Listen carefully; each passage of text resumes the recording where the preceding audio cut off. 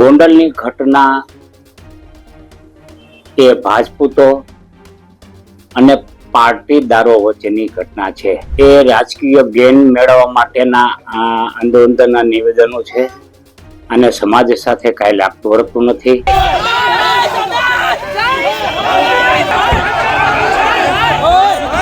આ લડાઈમાં કોણ જીતવું કોણ હારવું એ મહત્વ નથી.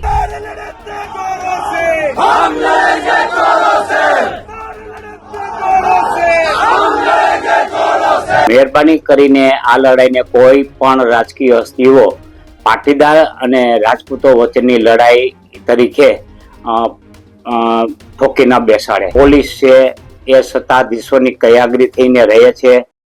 ગોંડલની અંદર પાટીદાર સમાજના આગેવાનો અને ગોંડલની અંદર ગણેશ ગોંડલના સમર્થકોની સાથે રવિવારના દિવસે બનેલી એક ઘટનાને લઈને હવે પાટીદાર સમાજના અગ્રણી પરસોત્તમ પીપરિયાએ એક નિવેદન આપ્યું છે અને સોશિયલ મીડિયાના માધ્યમથી એક પોસ્ટ કરી છે.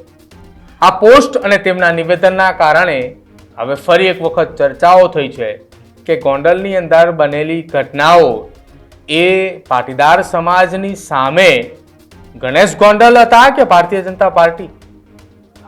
નમસ્કાર, આપ જોઈ રહ્યા છો ન્યૂઝ રૂમ ને આપની સાથે હું છું પ્રદીપ.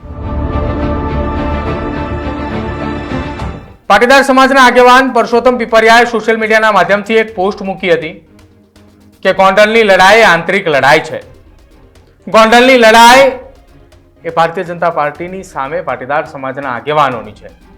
જો કે આ સોશિયલ મીડિયાના માધ્યમથી મૂકેલી પોસ્ટ બાદ હવે ચર્ચાનો વિષય બન્યો છે કે શું ખરા અર્થની અંદર ગોંડલની અંદર રવિવારના દિવસે બનેલી એક ઘટના એ આ પ્રકારનું સૂચકતા એ દર્શાવતું હતું.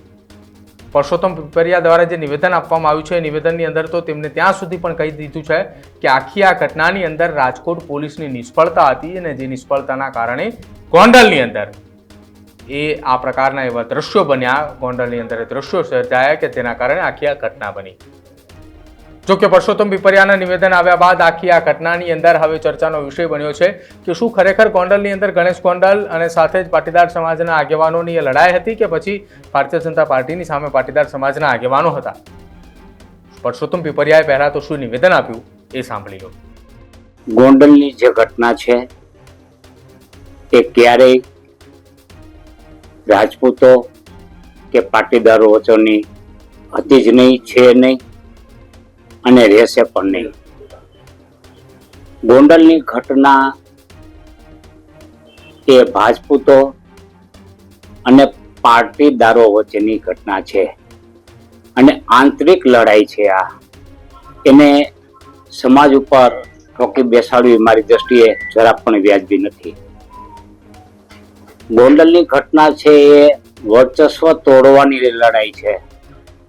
વર્ષોથી આ જે વર્ચસ્વ એક પરિવારનું છે એ વર્ચસ્વ તોડવા માટેની આ લડાઈ છે.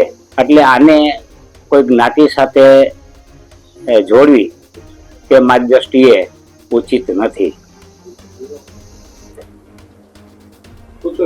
સાહેબ, ખાસ ગત રોજની ઘટના જે વાત કરવામાં આવે છે, પાટીદાર અને ક્ષત્રિયની આમને સામને લાવવાના પ્રયાસ થયા. કારણ કે ગઈકાલે જે અલ્પેશ કથિરિયાના નિવેદનો સામે આવ્યા કે પાટીદારો પરેશાન છે ક્ષત્રિયોના કારણે, આ એક જ પરિવારના કારણે, એવી વાતો કરી રહ્યા હતા.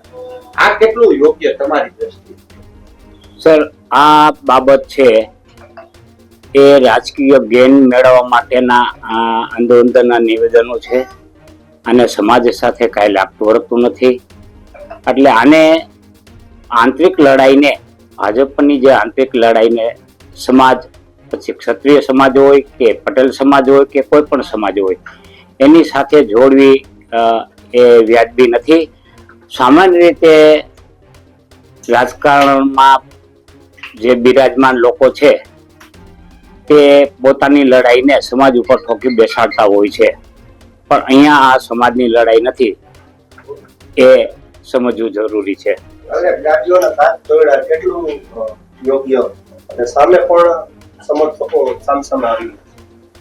હા, મારી દ્રષ્ટિએ અહીંયા સંયમ જાળવવો જોઈતો હતો.